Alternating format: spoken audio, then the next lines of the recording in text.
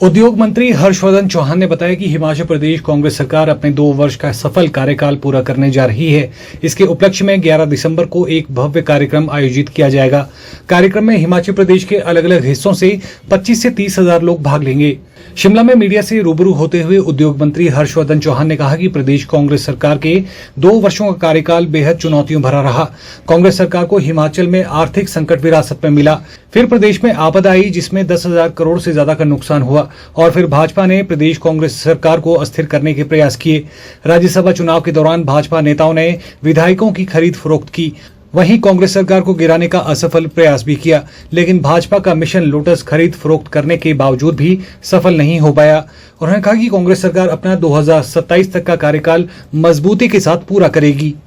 11 दिसंबर को बिलासपुर में एक बड़ी विशाल जनसभा का आयोजन किया जा रहा है, जिसमें हमारी सरकार के 2 साल के जो कार्यकाल पूरा हुआ है उसके उपलक्ष्य में रखी गई है, जिसमें 25 से 30 हजार लोगों एकत्रित होंगे और इस रैली के माध्यम से जो हमारी सरकार की उपलब्धियां हैं उसका भी बखान होगा और 5 नई स्कीम्स हमारी जो लॉन्च की जाएगी वो 11 दिसंबर को भी बिलासपुर से लॉन्च की जाएगी।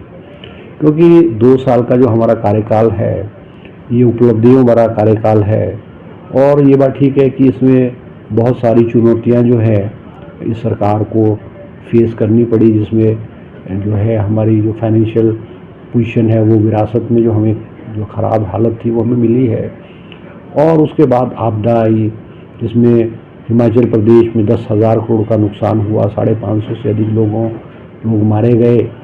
उस चुनौती को भी हमारे मुख्यमंत्री सुखविंदर सिंह सुक्खू और हिमाचल की कांग्रेस की सरकार ने उसका सामना किया है। और जो रिलीफ मैनुअल है जिसमें कि बहुत कम राशि हुआ करती थी और बहुत लंबे अरसे से रिलीफ मैनुअल जो है वो अपडेट नहीं हुआ था, तो हर क्षेत्र में चाहे मकान की राशि जो है 1.5 लाख थी उसकी राशि बढ़ा के 7 लाख की गई है और हर उसमें उसको बढ़ावा किया गया है। तो सरकार के 2 साल का कार्यकाल है, हिमाचल प्रदेश के अलग अलग जगहों से अलग अलग क्षेत्रों से जो है वो लोग आएंगे, इसमें आएंगे, पार्टिसिपेट करेंगे।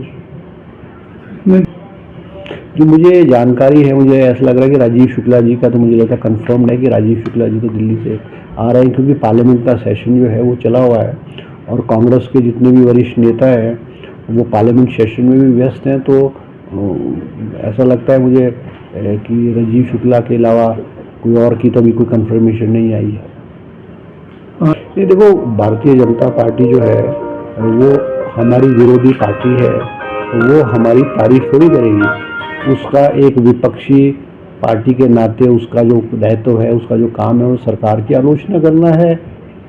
और सबसे बड़ी बात है कि जो कहा जा रहा है कि गारंटियाँ पूरी नहीं की जाएगी, हमारी जो सबसे बड़ी गारंटी हमारी ओपीएस की थी। पहली मंत्रिमंडल की मीटिंग में हिमाचल प्रदेश के 1,36,000 कर्मचारियों को ओपीएस का तोहफा दिया गया था।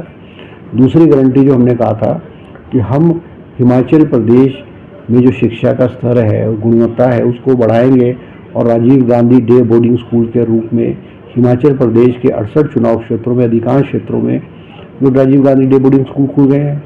इंग्लिश सब्जेक्ट जो है उसको पहली क्लास से जो इंट्रोड्यूस कर लिया गया था। तीसरी बात जो हमने कहा था कि हम हिमाचल प्रदेश की महिलाओं को, जो पात्र महिलाएं हैं, उनको 1,500 रुपये की राशि देंगे। बहुत सारे ज़िले में 1 साल पहले लाहौल स्पीति ज़िले की सभी महिलाओं को, जो पात्र महिलाएं, उनको 1,500 रुपये की राशि दी जा रही है। और विभिन्न चुनाव क्षेत्रों, विभिन्न जिलों में मेरे ख्याल लाखों की तादाद में हिमाचल प्रदेश में महिलाओं को, जो पात्र महिलाएं, उनको 1,500 की राशि आरम्भ कर दी गई है। ये गारंटी भी जो हमने पूरी की है। हमने कहा था कि हम हिमाचल के बेरोजगारों को जो है वो रोज़गार देंगे, सेल्फ एम्प्लॉयमेंट करेंगे। राजीव गांधी ई टैक्सी योजना जो है उसकी शुरुआत जो है 11 तारीख को की जा रही है। लगभग 100 जो लड़के हैं, नौजवान हैं, उनको इलेक्ट्रिकल गाड़ी पे 50% सब्सिडी दी गई है और साथ ही जो उनकी गाड़ियां हैं वो सरकारी डिपार्टमेंट में लगा करके किराए के रूप में लगभग 50,000 रुपये पर गाड़ी के रूप में उनको जो है टैक्सी के रूप में जो है वो किराया दिया जाएगा। और सोलर पैनल में भी जो है, सोलर में भी जो छोटे लेवल के हैं, वो ग्रामीण क्षेत्र में कोई नौजवान अगर सोलर प्रोजेक्ट लगाना चाहता है तो लगा सकता है। इस तरह से हमने बहुत सारी स्कीमें जो है वो आरम्भ की है।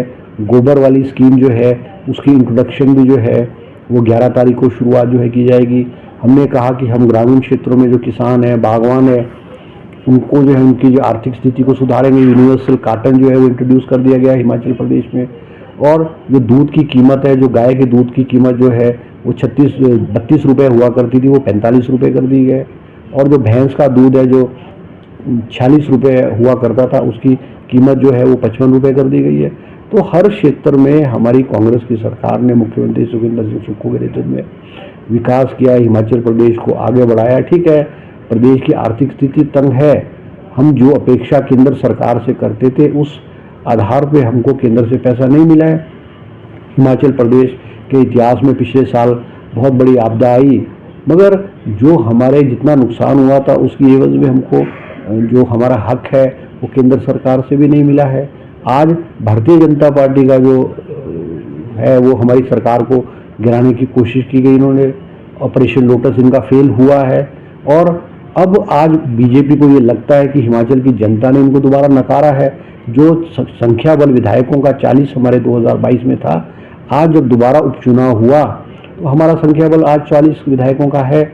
और आज बीजेपी की जो है और जयराम जी हिमाचल प्रदेश को फाइनेंशियली जो है वो कमज़ोर करने की कोशिश कर रहे हैं। हिमाचल के जो प्रोजेक्ट्स हैं उनको दिल्ली जा कर के उनको रुकवाया जाता है।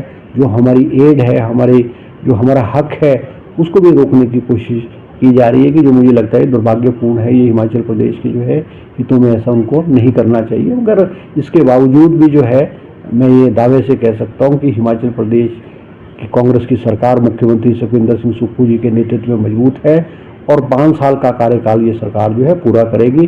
हिमाचल प्रदेश को आत्मनिर्भर बनाएगी, हिमाचल प्रदेश को जो विकास की राह है उसमें आगे लेकर के जाएगी। देखो, भारतीय जनता पार्टी क्या कर रही है क्या नहीं कर रही है उससे हमें कोई लेना देना नहीं है। ठीक है, इनका काम है ये गवर्नर को ज्ञापन दे चाहे राष्ट्रपति को ज्ञापन दे, ये देते रहेंगे। हमने अपना काम करना, हमने विकास करना, हमने सरकार को मजबूती से चलाना है, हमने हिमाचल प्रदेश के लोगों की सेवा करनी है और हम अपना काम जो है बखूबी कर रहे हैं। Bureau report, channel 9 Shimla.